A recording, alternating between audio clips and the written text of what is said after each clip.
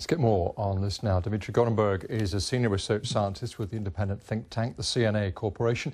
He's in Boston now. Welcome. Thanks for your time. What do you think is going on here? Do you think Russia plans a much more serious, much bigger scale confrontation with the government in Kiev?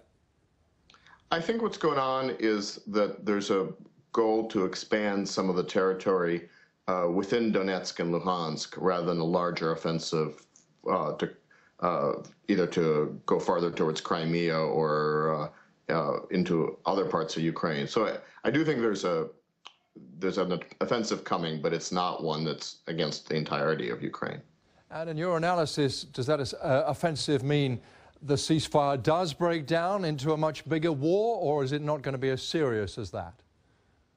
I think to all intents and purposes, the ceasefire is already broken down. There's been pretty much continuous fighting really over the last 2 months. It's just escalated in the last week or so.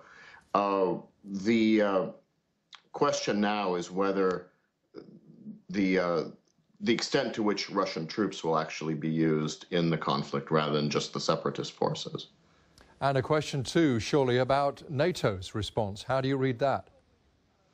I don't think I think NATO has not given any indication that it's going to respond with any kind of military force. They've been pretty consistent on that. I don't think it's going to change in this situation. I think what we're seeing is another round of discussions about sanctions. There may be more calls for providing defensive weapons to Ukraine, especially in the U.S. Congress, which will obviously be controlled by Republicans fairly shortly.